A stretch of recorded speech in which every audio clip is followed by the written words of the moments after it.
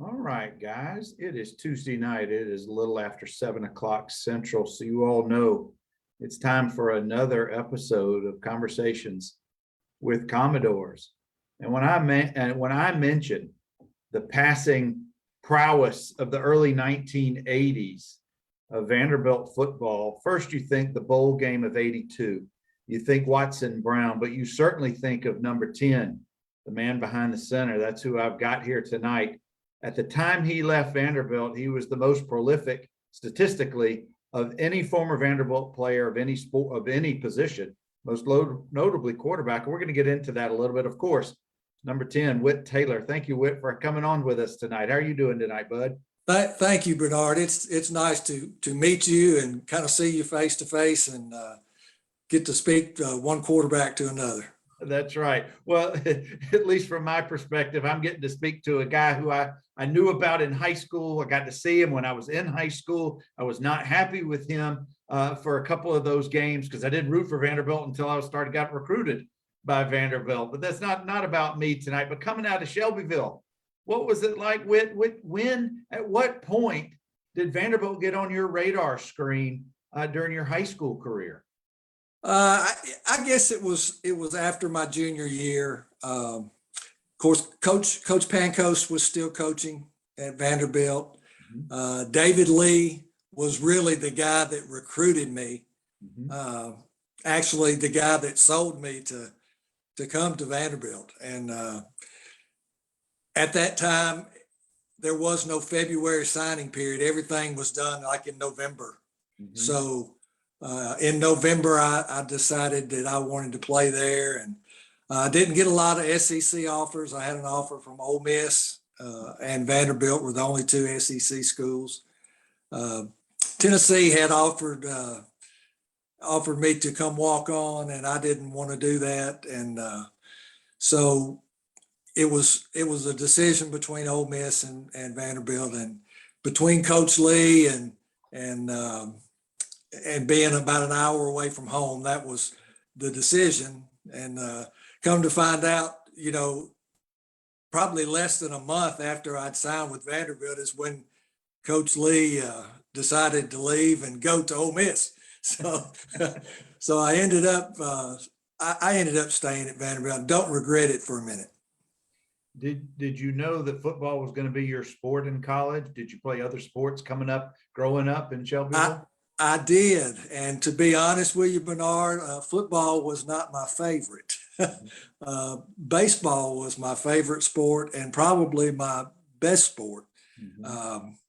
I did have an opportunity to play football and baseball at a couple of places, smaller places, MTSU. Ole Miss was going to let me try both. I never got around to deciding to try to play at Vanderbilt. Once I got to where I was playing, I didn't want to miss that spring practice and lose a chance maybe of not being able to play. Well, I wonder if you had a similar conversation that I did with Watson Brown, who was my head coach at the time, your OC the last couple of years. He wanted his quarterbacks in spring training. He did not want his quarterbacks playing spring baseball. I don't know if that was ever a conversation for you guys. Never had to be a conversation between us. I was not going to do that at that point anyway. Well, Whit, a couple of guys who you may recognize are joining us this evening, said to tell you hello. Kenny Cole, hard-hitting defensive player out of the North Alabama area, and Dwayne Jones. Now they're all coming in. Whit, we got Coach Shep. He said Linda's got him working at the steak restaurant right now. He's rolling silverware as he's listening to us. Here we go. And let's see. Kenny Cole says you took a bunch of them to a barn in Shelbyville to buy secondhand boots, and he got some fake ostrich pair for $30. Well, that's what you get in a barn in Shelbyville, Kenny. That's right. The golden leg, Jim Arnold, says to tell you hello. Yeah, Jimmy and I stay in touch a little bit, and good to hear from you guys. It's I don't see or talk to them near enough. I need to do better at that. Well, that's part of the reason why we do these conversations each week. I love when former teammates reconnect or from different generations. We've all got shared similar experiences, maybe not with the same coaches, maybe we didn't live in the same dorms, but we can all grouse about how bad the turf was inside Dudley and those kind of things. Yeah. But Whit, let's talk about you coming to Vanderbilt. We got Van Heflin. We got some real athletes playing quarterback and handling the ball. What was that like for you coming out of Shelbyville? And now you've got some real talent on the offensive side of the field. And what was it like being now their teammates and learning from them and competing against them? Well, I think like any freshman entering, it was kind of a nervous time. You didn't really know if you were going to be good enough, and there were doubts. And I never really had a lot of concerns about playing as a freshman. I just wanted to come and learn. And I had kind of gotten a shoulder injury my senior year in high school, actually the spring before my senior year in high school, that had progressively gotten worse, and ended up actually playing defensive back, free safety. Really? One game when I was a true freshman in '78 against Oh, Auburn. Wait, that was the Auburn game. The Auburn game. Can I tell you how much I have looked for video and photos of you in the defensive? I cannot find anything, but I'm going to come up with it at some point. Well, there. if one of the touchdowns that William Andrews scored, I was the guy holding his leg in the end zone while he was dragging me through the back end. Well, I hadn't looked through the Auburn archives. Maybe I'll have to go there. It was not, you don't really prepare yourself to do that. I hadn't played defense since I was a sophomore in high school. Uh-huh. And went to lunch one day and had a note on the door on the window above the food that said, "Go see Coach Burns before practice." And sure enough, I go in, and my first thought was, well, Coach Burns, defense, he wants me to do some things for the scout team, because I was working with the scout team at that time. And sure enough, I went in, and he said, "Sit down. Next sentence, you're starting at free safety against Auburn this week." I must have just gone blank for like a week, because I really don't remember a whole lot other than the first play of the game. I think I was in on the tackle. Didn't have to worry about passes. I don't think they threw the ball but one time. Yeah, they were running the wishbone with Andrews and Cribbs and Brooks, and they just were running it. I think they threw it to a tight end one time, and that was it. Yeah, they had a monster backfield back then. Those very, very good guys. We got some more folks who popped in. We got Billy Smith, one of the beloved Keystone cops. Oh, of course, JJ, June Jakes is with us this evening. They both said to tell you hello. Hey. Yeah, hello to both you guys. And Jim Arnold says that you and Norman were the reasons he came to Vanderbilt. Well, good. Well, I'll tell you what, we did have a good time on his recruiting trip. I will say that. Now, Jim, I'll tell you, I've checked with some of our Tennessee lawyers. The statute of limitations have long passed for almost anything that you guys could have or maybe did on any recruiting classes. So feel free to share. It's just us here. So and that is a good thing that limitations has expired.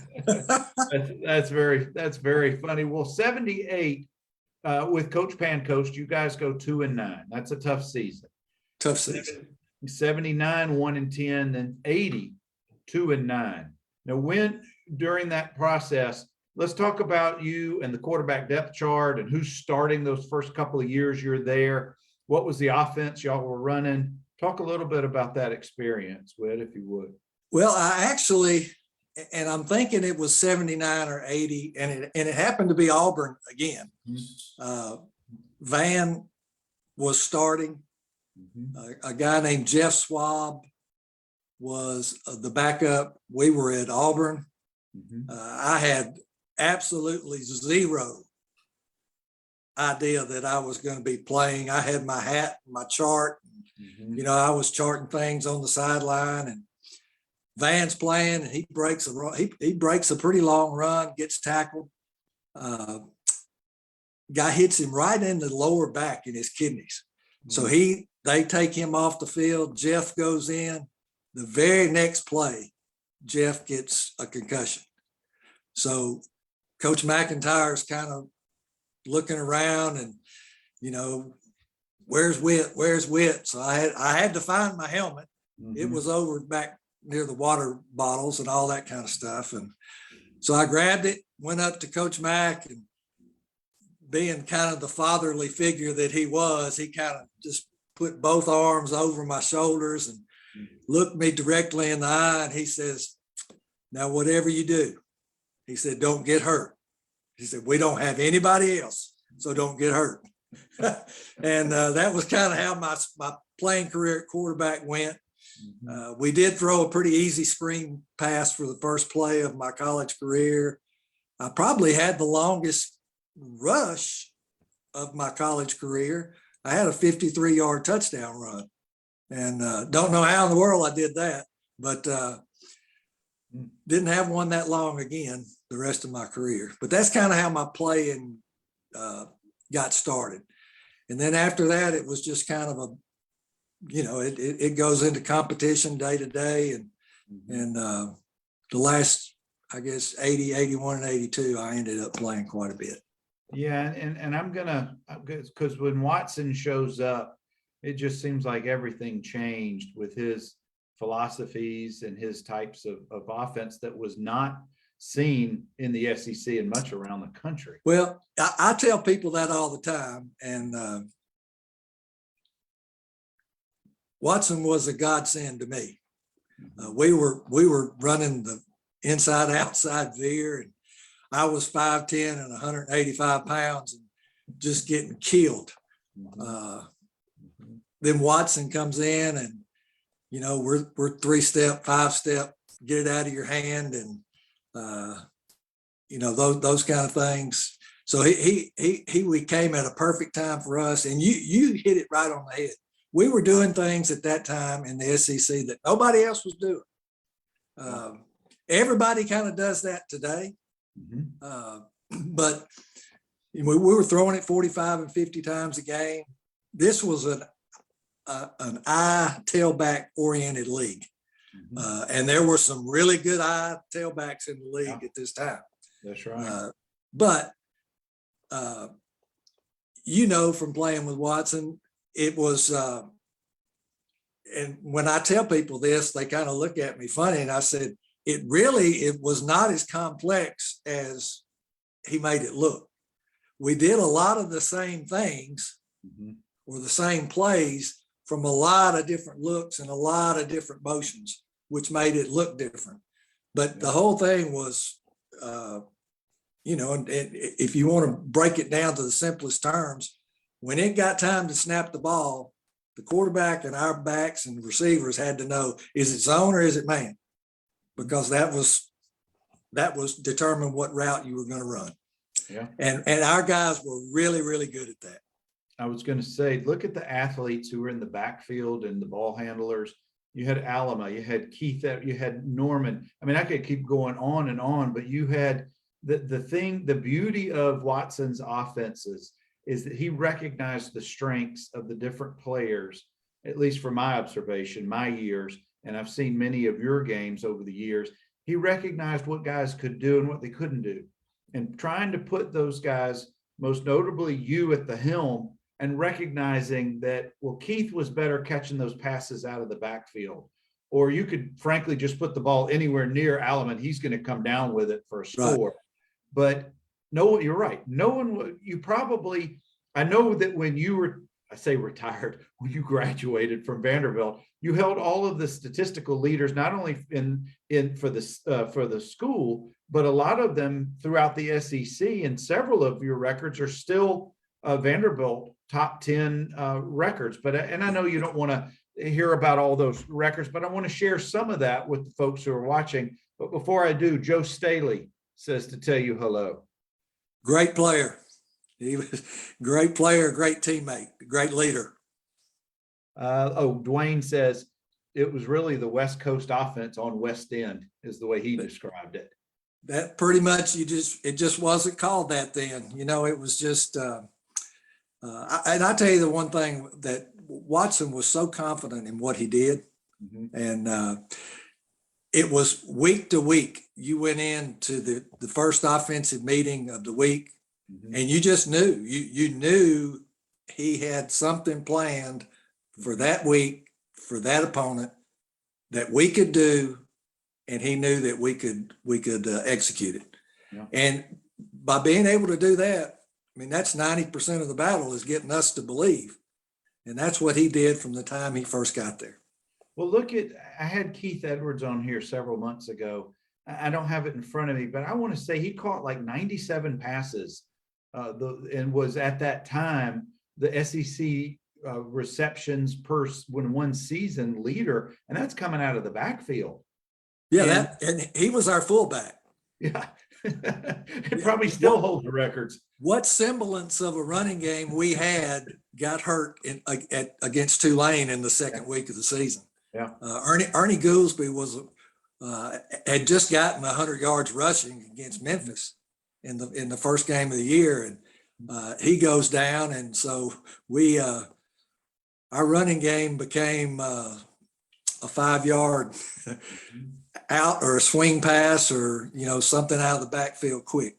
Well, I think that Watson and the offense, you guys figured out we really couldn't overpower those SEC lines. And no offense to any of your linemen who were great in their own right, but there had to be some kind of either misdirection or around. You couldn't just bull up the middle with someone the size of Keith Edwards. That wasn't his strength. His strength was his hands. And we still played around with the option just enough to think, I may keep it, I may give it to Keith. We didn't really pitch it a whole lot. So, we that was the extent of our running game, was a small form of the option. Well, let's step away from the field and games for just a few minutes. I want to talk about life as a student at Vanderbilt. And for the starting quarterback, I know that you get some notoriety on a campus that athletes sometimes are not necessarily recognized. Some of the professors don't really care for athletes, and they go out of their way to let those things known. I'm not saying it happened to everybody, but I've had many, many guys on this show to talk about some of the headbutting that they had with their professors. Now, others have had great relationships. Talk a little bit about academics and just the life as a regular student, if you can separate the football aspect of it. Did you have places on campus you enjoyed going? Did you have classes that you really got into? Well, I was kind of at the about my second year there I believe was when Vanderbilt and Peabody merged, and Peabody became Vanderbilt School of Education. Mm-hmm. I had a first rough couple of years or year and a half, mostly due to my own doings. Self-inflicted wounds, and did decide I was going to change majors and become an education major, and best move I ever made. I wished I could remember a lot of the professors' names over there, but it was really good. Classes were good. Students were good. It was just a blessing for me. Ed Parrish is watching with us. Ed was on with me recently. What a fun, awesome conversation I had with Ed. Ed was there right before I got there. Mm-hmm. And Kenny Cole wanted me to ask you, how many classes did you attend at Cactus Jack's? Was that a regular? I would say the regular attendance, probably the early part of my career. Yeah. And don't let him think he wasn't there with us either. Yeah, no, I'm sure he was. Were the educators at Cactus Jack, they knew you by first name? Yes. Yeah, that's what he says. Yes. Well, guys, of course, I'm talking with Whit Taylor. We're getting educated all over the campus and a little bit off campus as well. Whit, who were some of your roommates during the time you were at your freshman, sophomore years? Well, actually, freshman year we were in singles. in Kassam, down about as Oh, far yeah. away from Magoogan as you could get. Yeah. Yeah. Norman was right across the hall. Norman Mhm. Jordan was right across the hall. And when we got to the towers, I roomed one year. We had a corner room, which were the doubles. I roomed with a defensive back from Bessemer, Alabama, named Frank Manzella. Mhm. And then I was in another single. So really, I had one roommate really the whole time I was there. Mhm. I ended up started dating my future wife Mhm. in 1980. So ended up getting married in June before my senior year. Mhm. And I don't know that Coach McIntyre and Coach Brown were real fired up about that decision, but it ended up being good for me. It got me off campus and Yeah. kind of, being able to concentrate on the things that needed to be taken care of. Well, during my years in the latter part of the 80s, there was married student housing that was a couple of blocks past the tennis courts or the tennis Right. center. And I didn't know Yeah, if they were still there, but we actually decided to live Mhm. off campus. We were on 24th Avenue, right across Sure. Wedgwood. Sure. So it wasn't too far, and the $300 check a month that we got to pay for our living expenses, that was in 1982, and we made it work. We made it work. That's crazy. Well, let's kind of come forward with a little bit to when Watson arrives on campus. I'm sure you knew of Watson if you didn't know him personally before he came as the offensive coordinator in '81. He already had the reputation of being our quarterback and beating Bama in '69. He was already a legend in Vanderbilt history. Had you known Coach Brown prior to him coming back to campus? I did not know him personally, kind of the same things you're talking about. Look through all the art, the yearbooks every year, and there's always that section in there about them beating Alabama in '69. And I don't know that I ever heard Watson talk about that game during the time that we were there. I spent a lot of time with him for 2 years, and that just wasn't something that he brought up. But what a great win that was. But when he came, I'll never forget the very first meeting, offensive meeting at the old Magoogan in that little cramped place down in the bottom. The one petition separated the offensive meeting from the defensive meeting going on at the same time. And did y'all have those desks, those old style desks you could move around? Oh yeah. Yeah. Oh yeah. No, it was just old desks and chairs. And he came into the room. Coach McIntyre introduced him as our offensive coordinator. And the first question out of his mouth was, how many of you sitting in this room believe we can lead the SEC in total offense this year? And I'll be honest, there were not very many hands go up. There was a few, I think, just because they thought maybe that's what he wanted us to do. I didn't raise my hand, but he was confident of that. And after that meeting, he called me into his office and said, "I'll tell you this right up front." He said, if we're going to be good, you're going to have to be good, and you're going to have to carry a lot on your shoulders, because if it goes well, you're going to get a lot of praise. You're going to get a lot of pub. You're going to get a lot of statistics. He said, but if it doesn't, you're the one, it's going to be on you, buddy. He said, I need to know if you can handle that. Yeah. And I said, let's go. I believe I can do it.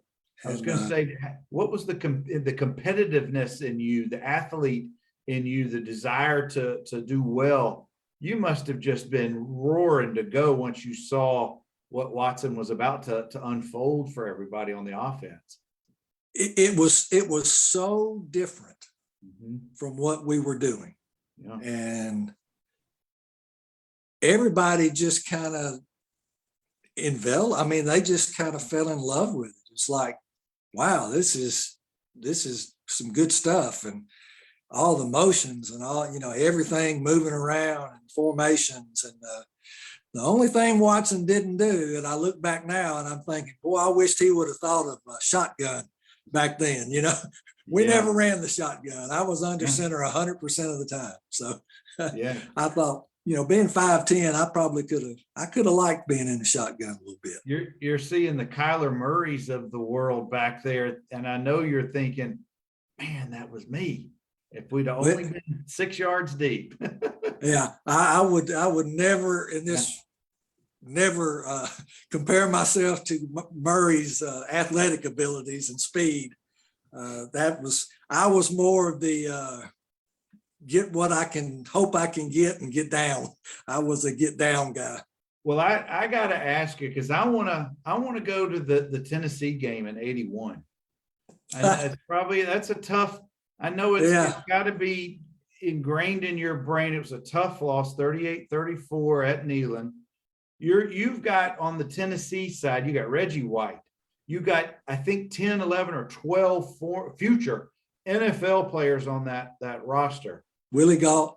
That's right. Most notably Willie Gault as well. And Whit, I'm not trying to throw numbers but we got to talk about this, because there's two records that you set that game. And I have a question, because I want to know how you go. You had 464 yards passing. I get that. That's phenomenal. That's Whit Taylor in his prime. I understand that. But you also have total yards in the game of 521 that sets the Vanderbilt record. Where'd all that rushing yards come from? Where'd you get that extra 60-odd yards right there? All I can think of is that part I don't remember a whole lot. You remember the 464 scrambling, maybe, I don't know. Like I said, I don't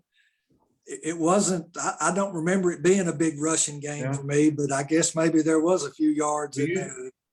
Somebody in your blind side must have been doing a good job on Reggie White, because it didn't appear you were sacked very often to lose yardage. In fact, you had 60-odd yards rushing for the game. Reggie, in the 2 years that he was, he was still a young guy then. Yeah. I think he was a sophomore in '81, because he was still a junior in '82 when we beat them in Nashville. He got me one time in Nashville in '82, but he didn't sack me at all in that game. Matter of fact, I'm sure I did get sacked in that game, but the '81 game is, you hear people talk about being in a zone, and a lot of people will look at that and go, oh, that's just somebody, they're just saying that. But that game, it was like every time you drop back to throw, it was like a 7-on-7. Yeah. It was pitch and catch, and every lane was open that you could see. And we had them right down to the very last throw of the game into the end zone.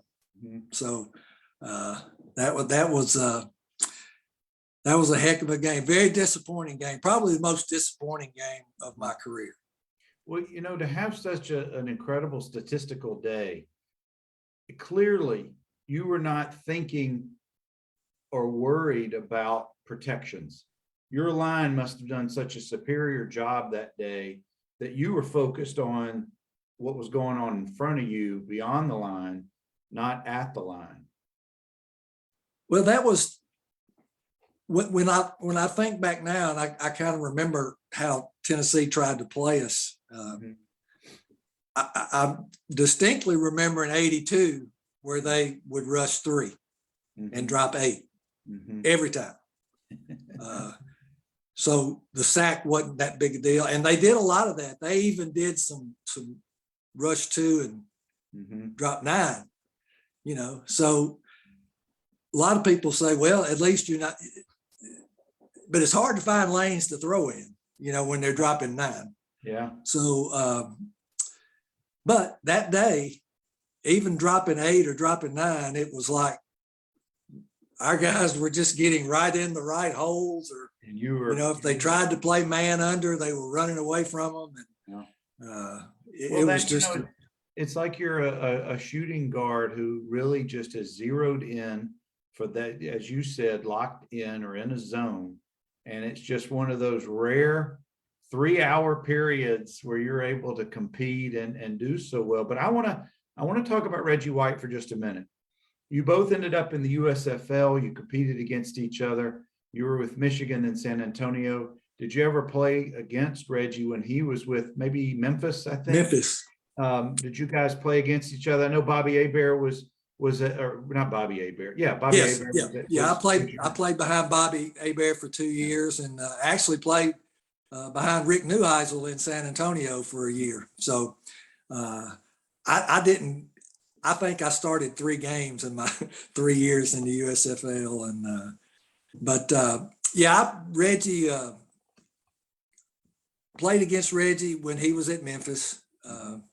Played against Herschel when he was in New Jersey. I've got a good Herschel story, USFL story. Of course, he's in New Jersey. We're getting ready to play New Jersey. We've got a defensive back. I can't remember where he went to college, but he came to me, and of course he knew I played in the SEC and played against Herschel. And he said, he's so big, he can't be that fast, can he? He can't be that fast. And I said, let me tell you, I said, he is fast. He is big and he is fast. Yeah. And second quarter, they run a little screen, and this guy is the backside corner. And he takes off on this pursuit angle, and it's just one of those where you see, he goes up the sideline, and even with the angle, he ends up behind him, chasing him into the end zone. And he came off to the sideline, and I kind of walked down there to him, and I said, I told you he was pretty fast. Yeah. He goes, you're right, he could go. I wonder if that DB had seen the Billy Bates hit, or excuse me, the trucking. Yeah, the trucking. Billy Bates. Yeah. Now, did that Generals team also feature, was that the Doug Flutie year? I think Flutie was the next year. Flutie was 85, so you would have been in San Antonio. I was in San Antonio by then. Yeah, so that must have been 83 or 84. And I don't know that we played New Jersey when I was in San Antonio. That San Antonio year is kind of a blur. It was a strange.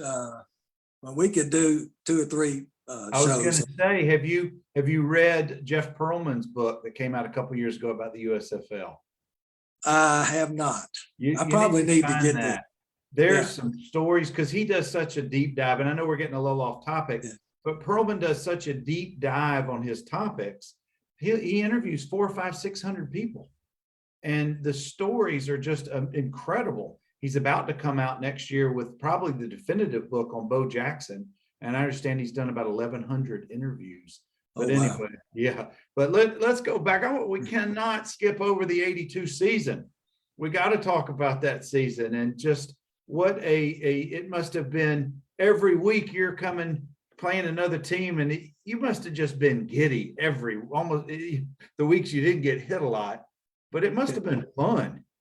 Well, this probably makes sense to people that have played the game before, and to people that didn't play a lot, it may not. But the confidence that we gained from a 4-7 season. You look and you think, well, 4-7, that's not very good. But we had a lot of success offensively that season. We were getting better on defense, and that kind of catapulted us into the 82 season. Well, Whit, you got in that season, you opened the 81 season with a win versus Maryland, drop a few games, then come back. You beat Ole Miss, Memphis, and Chattanooga were the 4 wins. And then the end of the season was the 38-34 loss Right. to Tennessee, but going into the 82 season, I can certainly see that. We're Yeah, confident. we just we're very confident. We had, of course, everybody was back from the team that went 4-7. All the skill people were back. We had a good young freshman receiver that we signed out of Gallatin named Arnaz Perry, Phil Roach, Chuck Scott, Alma, Norman, Keith Edwards. So we knew that we had the pieces to run what Watson wanted to run. And we were just confident that we could execute what it was he needed us to do week in and week out. And my gosh, all those names, including yourself, almost everybody played professionally after Vanderbilt in some, either the NFL, USFL, Arena, somewhere on the next level.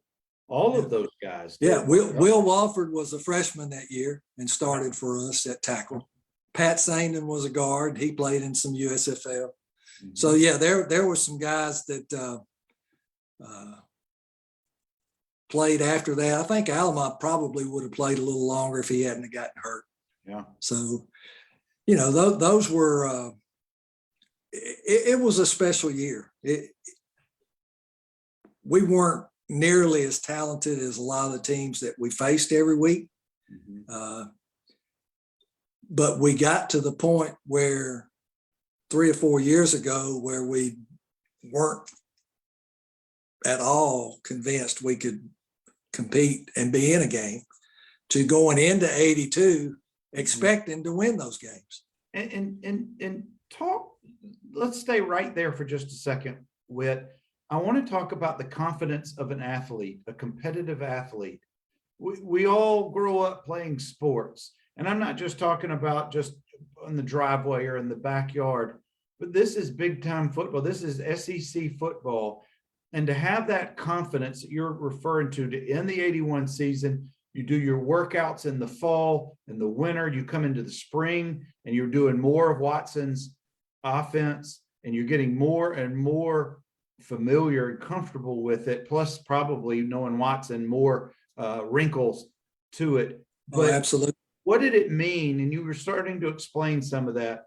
What did it mean to have that confidence, that air of confidence, knowing that you're going to be successful as an athlete at that time?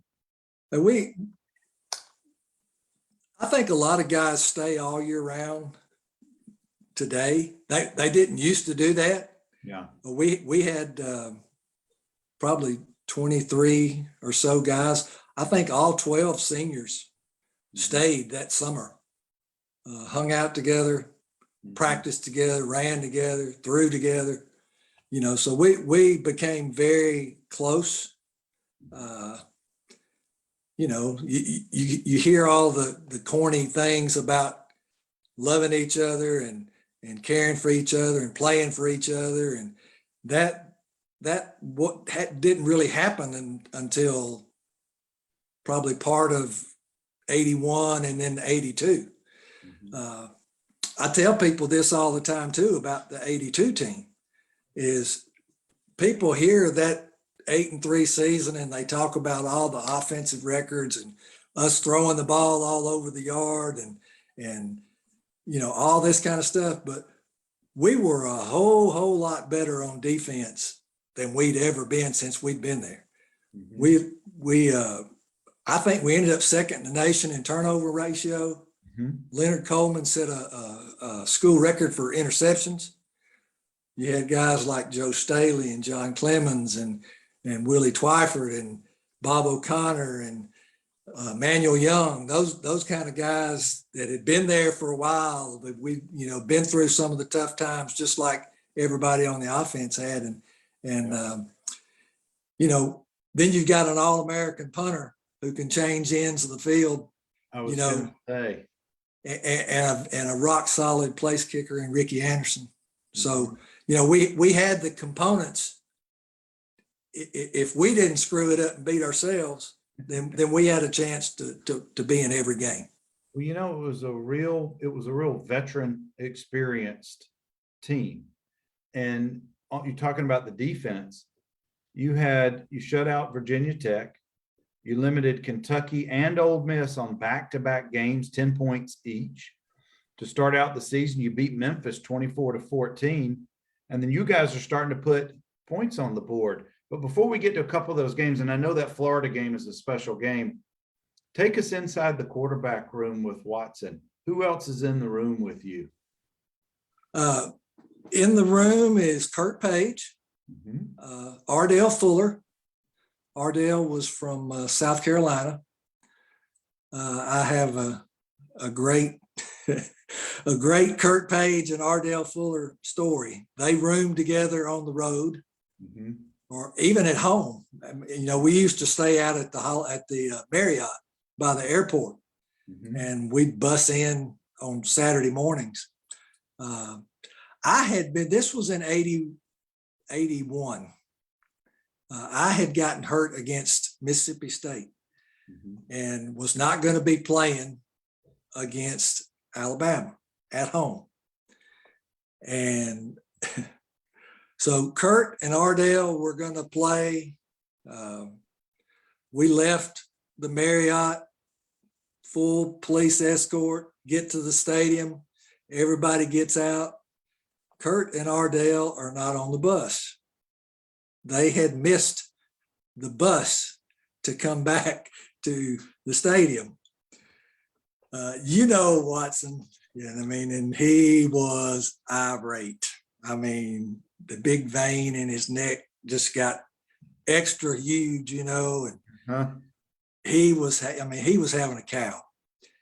And about 15 minutes after we got there, this taxi comes flying up Jess Neely, stops in front of the tunnel, and Ardell and Kurt get out. And I thought Watson was just going to have a stroke. But they ended up doing okay. Of course, we didn't win that game, but they ended up playing. And I know they'll never forget that day. Well, you know, Kurt conveniently forgot to tell me that story when he was on our show a while back. I bet he did. I bet he did. To revisit that with Kurt someday. But later on, I did tell this to Kurt. I grew up in South Alabama. I was a Bama fan. All my family went to Alabama. I didn't know that as a 16-year-old sophomore, when I'm sitting in the stands in 84 and they whip Alabama in Tuscaloosa, that these guys would be my future teammates. But that day in Tuscaloosa, I was not happy with Mr. Page or any of those guys that day. But yeah, I'm gonna have to come back to Kurt and ask him about the taxi ride from the Marriott. I bet he did talk about the 82 game in Alabama, though, didn't he? A little bit.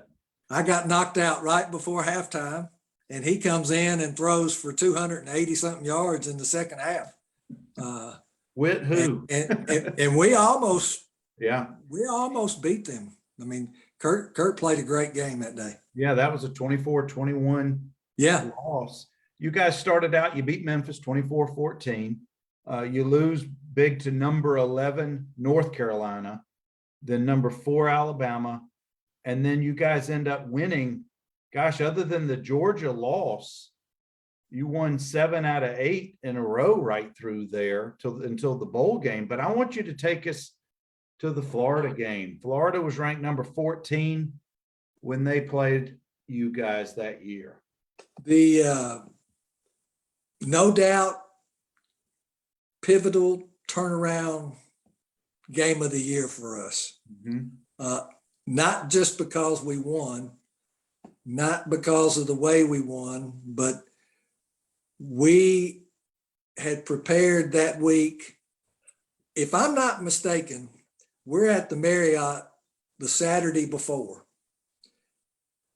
I think Florida was playing at Southern Cal on the road, and they were just dominating Southern Cal. And of course, then you're thinking, oh man, so we got to watch that whole game from the hotel room.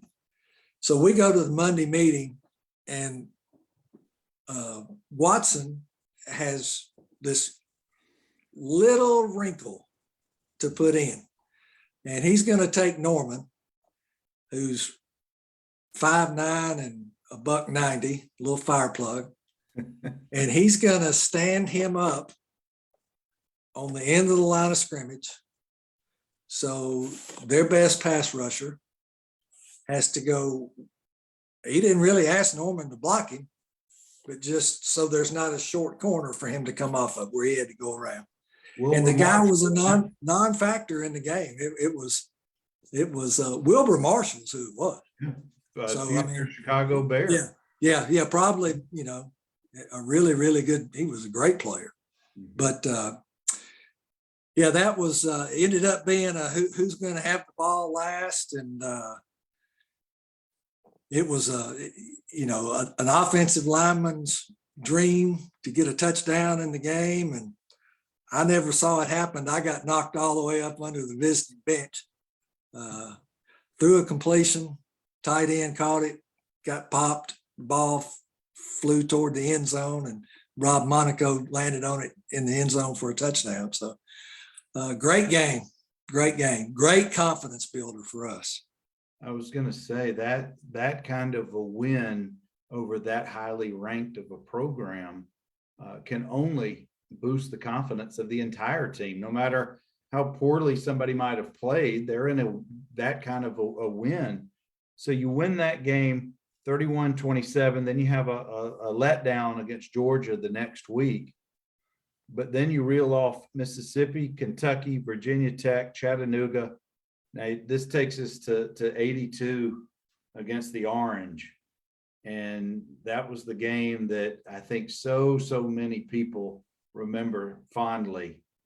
And what do you remember about the atmosphere or the feeling pregame? Because that game always just is such an exciting game because it's the rivalry game. Well, in my case, it was absolute fear because I woke up and looked out the window and it's pouring down rain. Mm-hmm. I don't have big hands at all. They're kind of small. So rain, it could be your big kryptonite. It's hard to grip the balls when you have small hands. So that was my first thought was, oh no, it's pouring down rain. But we were confident going into that game. We felt like we were going to win. And I tell people the ball boys did a tremendous job of keeping balls dry that game. And I want to quash any rumors that I might have started about there being any type of a deflate gate for that game, because there was none. It was ball boys doing their job. But before you get to the game, let me ask you this. You're married at the time.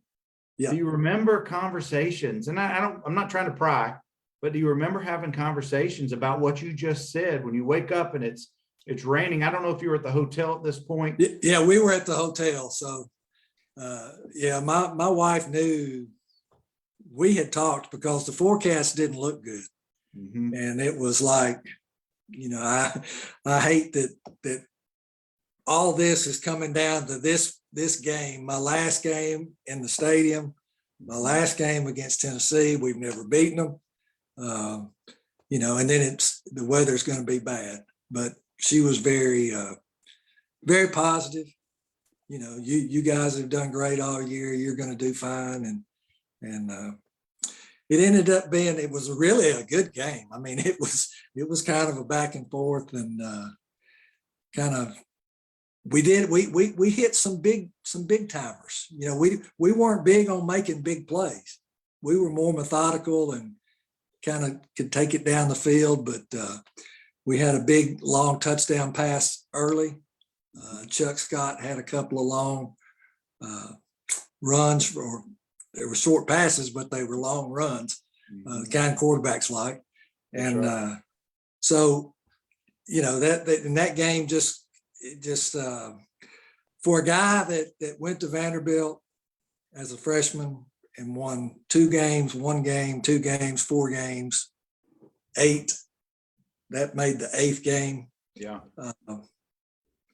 That was a special moment. And the fact that we got to do it at home. Mm-hmm. We went 6-0 at home that year. Yeah. So that was awful special. Yeah, I don't know if that's ever been repeated before or since, being undefeated at home with 6 wins. I think there's been some 5-win seasons, but you win that game, that puts you at 8-3. Frankly, you're one of the toasts of the college football season nationwide at this point. And I don't know how PR and the sports information department worked back then, but are you getting requests from Sports Illustrated, Sport Magazine, or wherever for interviews at this point or along the season? I guess I should have asked. I think there was one Sports Illustrated article toward the end of the year after we had won, and I think maybe it might even have been after the Chattanooga game because we became bowl eligible. I really don't, to be honest, but I don't remember a whole lot about doing interviews and stuff. I didn't mind doing them, but I just don't remember a whole lot of that stuff. Well, then that game is always the Tennessee game is always the Thanksgiving weekend. So it's the end of November. Do you remember the bowl invitation? Was there a team meeting, or did you, now they do these announcements and things, but it was a lot different back at that time. But what do you remember about the announcement? I think that we actually accepted the bowl game to go to Birmingham after the UTC game in the locker room. So we already had the bowl bid before we played Tennessee. Kind of an interesting story, and I don't know, I'm assuming it's true, just from some of the people that I talked to. There was a big attempt to try to get Vanderbilt to play Stanford in a bowl game. Stanford was winning their game and was going to be invited to the Hall of Fame Bowl in Birmingham if they beat Cal. The very next kickoff changed that. One of the greatest plays in college football history Ever. Yeah. The band play. Yeah. And a funny story that I ended up playing in the Arena Football League with Richard Rogers, who was one of the guys that played at Cal that was lateraling the balls during that play. So that it ended up being a pretty small world. And who was Stanford featuring that year on their roster? Their quarterback was John Elway. Pretty decent little player. So yeah, that would have been 1,000 yards of passing in that game between the two of y'all. Yeah, it would have been interesting to play. To be honest with you, if you ever played a service academy team, you'd probably just as soon play somebody like Stanford. Yeah. Well, I was going to say that leads me to the bowl game. You put up the second highest passing yardage in your career and in Vanderbilt history at 452 in that game. Did you guys do anything differently in that bowl game from an offensive standpoint that you hadn't done maybe earlier in the season? No, we really didn't. We did the same type of things. Air Force was kind of determined to take some things away from Alamo. And Norman ended up with 20 catches. That's I think it's still a bowl record down there. Of course, that bowl's not there anymore, but you look back on different games and things that happen in games. And as a quarterback, that was one game that I wish there were 2 balls, possibly 3, that I wished I had a rubber band on. As soon as I let them go, I thought, that's not going to be good. And you played for Watson, and his number one pet peeve is interceptions. Do not throw interceptions. And I think I threw 3 that game, and 2 of them were in the red zone. So that didn't help us any. And we just couldn't stop their option game. We'd score in 2.5 minutes, and they'd score in 10. Yeah, we'd score in a minute and a half, and they'd score in 12. They just had that slow, methodical Yeah. offense. It was like a death by 1,000 cuts. That's exactly right. Well, we've got just a few more minutes, and I sure appreciate you taking us down your memories at Vanderbilt. And I do want to talk about the USFL and Arena in just a minute, because guys, if you didn't know, Whit once had 10 touchdown passes in an arena football game. That's still got to be a record professionally somewhere. But before we get to that, Whit, I want to stay with Vanderbilt for just a minute. You've long been a Vanderbilt known legend, frankly. And I know you've had lots of notoriety, not just in Nashville, but regionally and nationally for all that you accomplished. But here's my question. What does it mean to you to have represented Vanderbilt back in the day, and for all these many years being recognized as one of the faces, frankly, of Vanderbilt football over the last 50 years? Well, there's a lot of pride that goes with it, and a lot of pride for my teammates, because I certainly didn't do it alone. And it was exactly what Watson told me in the very first meeting, that if we do well, you're going to get the accolades. And we did well offensively, but we did well as a team. We did it with a lot of heart. We did it with a lot of, every game never goes exactly perfect. And there was a lot of things that happened that year that just kind of fell into place. We just really believed that we had something special, and ended up that's the word I use a lot. Not that we were that talented, or we out maneuvered, or we just had a special season, and a lot of things went right. And when you talk about all three phases of football coming together, defense played great, special teams were out of this world, and we just had a special year on offense. And one of the things that I've always known about you, not statistically and those kind of things, is that you're proving it again tonight. You're a team first guy. You believe in the camaraderie of teammates, and believing in what your teammates are assigned to do and that they will do. Take us into the huddle for 30 seconds here. You're commanding the team. You know everybody. You probably know everybody's assignments, knowing you on for the particular play. But for those who've never been in a huddle, those who never played that position of quarterback, take us into the huddle. And what are you seeing in the eyes of your teammates? What are you hearing in the huddle, if anything? Because if you're the type of quarterback who's commanding the respect of the huddle, there's probably not a whole lot being said unless you're initiating it.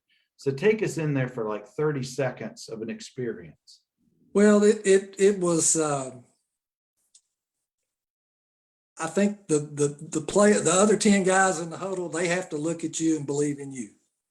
And that takes, in an offense like we ran, that takes preparation, practicing hard. I probably was the world's worst practice player in America. Used to drive Watson crazy. But I practiced hard, and the guys knew that I cared for them, and that I was going to give them everything I had. And I think that was all of them. Everybody kind of had their own little thing going on. Norman was a smallish running back, and we kid around and we use that term loosely, running back, because he didn't run it very much. But he had 70 or 80 catches.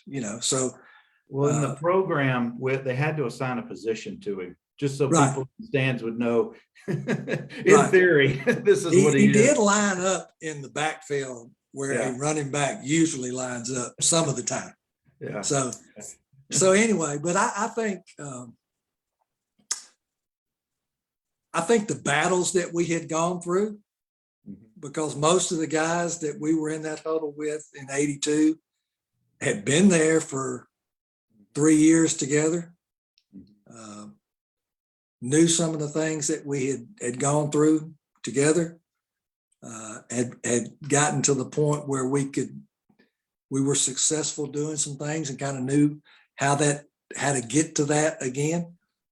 And success kind of breeds confidence. And I think we got to the point where, when we went out there, we expected to move the ball and expected to get points. And I'm sure in that huddle, there was a lot of trust, just that each man would do his responsibilities that he was assigned for that play. Right. And in Watson's offense, there was a lot of trust between receiver and quarterback. The recognition of, is it man, is it zone? Blitz is completely different. We got to handle that different. So being able to trust those guys, that they knew what I was thinking and I knew what they were thinking, that's what made the success, because only one guy can be off and it makes it a train wreck instead of a good football play, Absolutely. We've got, I promise you, just a couple of minutes, but I want to talk about the craziness that was your experience of the USFL. 83 to 85, you're with Michigan. The first year, what happens? What does your team do? We actually didn't start very well, but ended up and won the USFL championship. And you had how many future NFL players on that roster? So Anthony Carter, Bobby Hebert. Man, there were several, and several guys that had come back, had been NFL players and retired and came back. I can think like John Banaszak that played with the Steelers, and Ray Penny was a Tyrone McGree. I mean, there were a lot of good players on that team. And the offense that you guys ran, was it anything even remotely close to what Watson was having you run? Nowhere near.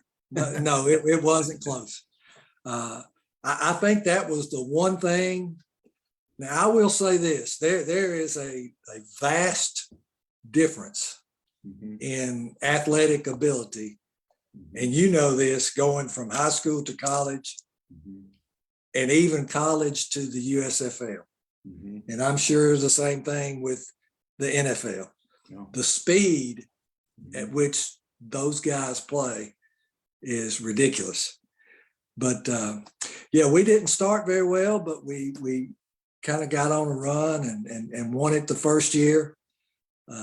Made it to the second round in 84, and then I got traded to San Antonio, which I kindly refer to as my year at the zoo. It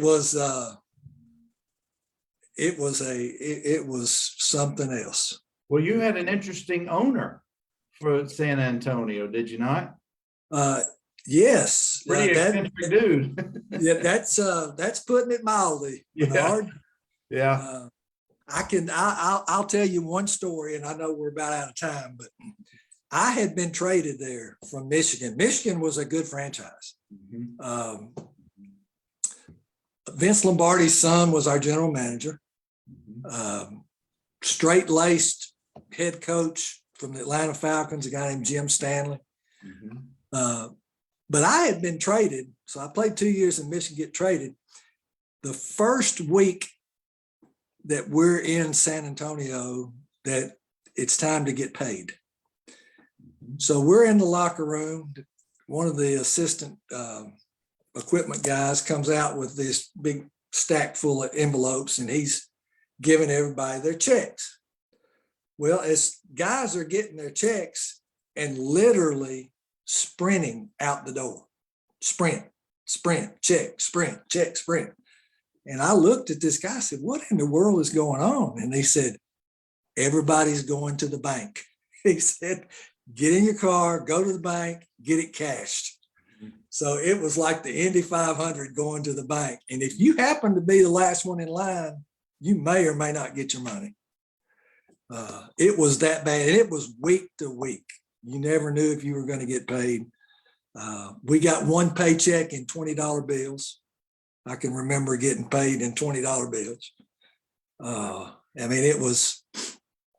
It was a circus.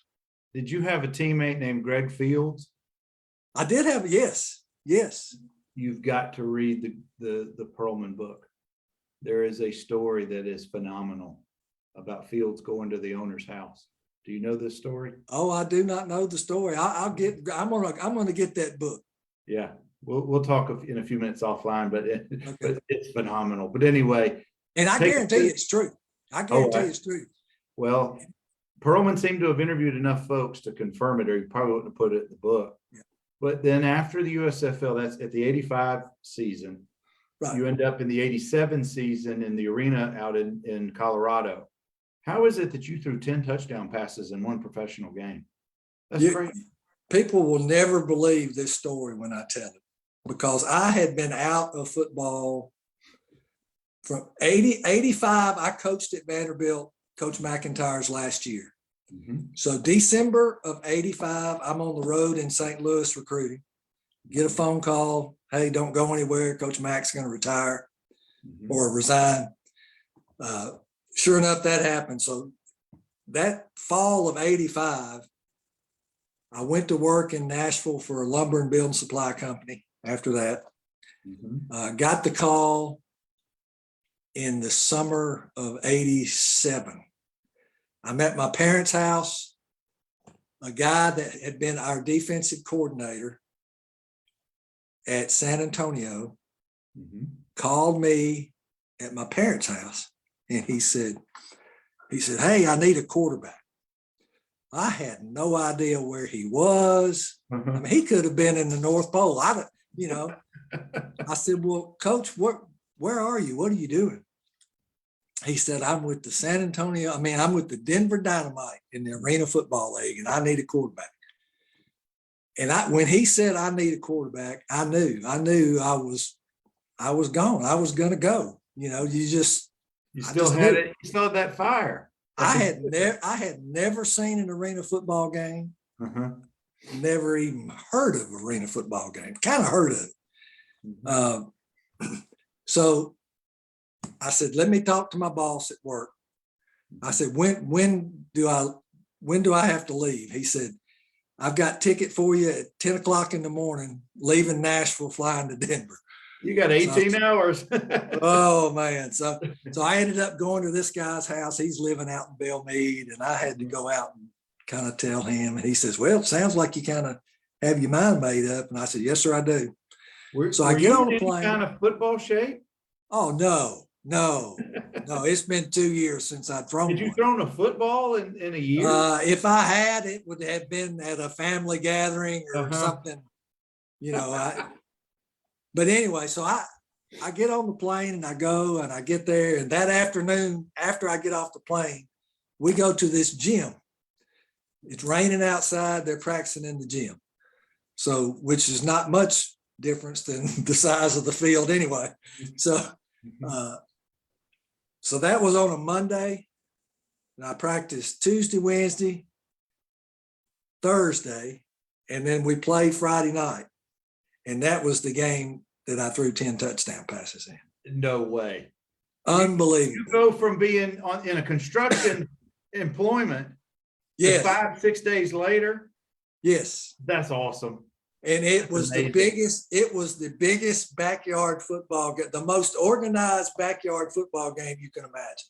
Well, frankly, it wasn't that much different than your dropbacks for Watson. Yeah, well, and the thing about the arena football at this time, there was no zone defense. You couldn't play zone. Yeah. Everything was my man beat your man, and you either went 3 to a side and tried to flood everything, or you went 3 to a side and left one guy over here and went ice. Did you know anybody on your team or from any played against any of those guys? No, not at that time. I didn't know any of them. I hope you retired after that game because you couldn't have done any better than 10 touchdowns in one game. I actually, I wished I could say that I did, but I actually got knocked out cold the very next week. Oh boy. Yeah, and it was the only game that my wife had flown to Denver to watch.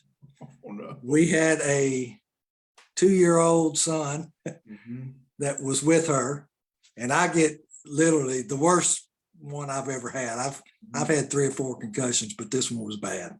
And it was kind of funny because she said on the next morning when I left the emergency room, she said, "Well, I guess you're ready to go home." And I said, "Yeah, let's get back to the hotel." And it was kind of funny. I never really had a bad headache, and I ended up finishing the year, and we ended up winning that championship. We won the arena championship. So I was kind of advertising myself. If you want somebody to come in and win a championship in their first year, I'm your guy. That's right. So, that's right. Oh, that's so great. Wouldn't trade the memories for anything though. Oh, that's what's so great about team sports. It just, there's not just the memories, not just the teammates, but the life lessons that also the ups and the downs and how you deal with it. Like you described earlier, the 81 loss to Tennessee is still something that's with you, but a year later, I think, didn't you score the game-winning touchdown? Yes, I did. And that had to have been some satisfaction, a little bit. It was not going to take away the sting of the loss of 81. Yeah. But what amazing feeling. Right. And the thing about the memories, even in the USFL, I didn't play a whole lot, but man, I got to go and see and play in some just iconic places. You know, we played in the Coliseum, we played at the Meadowlands, we played our home games in the Silverdome. So how were the dynamics with the Detroit Lions organization? Was there any animosity there? They weren't. I mean, we really never crossed paths too much. We were more that we were there in the Silverdome when the Pistons were playing. Right. You know, so and there wasn't any animosity there or that I ever noticed. Was Jim punting for the Lions at this point? I meant to look that up before we were talking. Let me see. 83. Yeah, he may have. I think I'm trying to think because he went to Kansas City after he went to the Lions. Lions, I think, was his first. So yeah, I guess he would have been there. He would have been there. Yeah. But he wasn't there in the spring, you know, when we were there. Well, Whit, I could talk to you for the next 3 hours, but I'm taking up too much of your time tonight. I can't thank you enough for sharing all these memories and just some real insights to your world of sports. So thank you. Thank you, Bernard. I appreciate it. And it's been fun. And all those folks that chimed in, say hi to all those if they're still there, and look forward to seeing them again at some point, and hopefully soon. Jim just chimed in. He came to Detroit in '86. He was at Kansas City, then the Lions. Okay. So thank you, Jim, for setting us straight. Brian Badger said to tell you hello. And David Kropp says to ask you, do you have any of that USFL swag or memorabilia? He's looking for some stuff these days. About the only thing I have USFL wise is my USFL championship jersey, and I wouldn't part with that for the world. About 8 or 10 years ago, my house got broken into here in Shelbyville, and I got my USFL championship ring was stolen. My Vanderbilt Letterman ring was stolen. My high school class ring was stolen. So it just, and that was really neat because it was the inaugural year of the USFL and the first and only inaugural championship ring. So I kind of do miss that part. Well, Whit, again, thank you for spending some time and sharing all your experiences with us. That's why I'm doing these. It's almost like we're putting together the oral history of the program.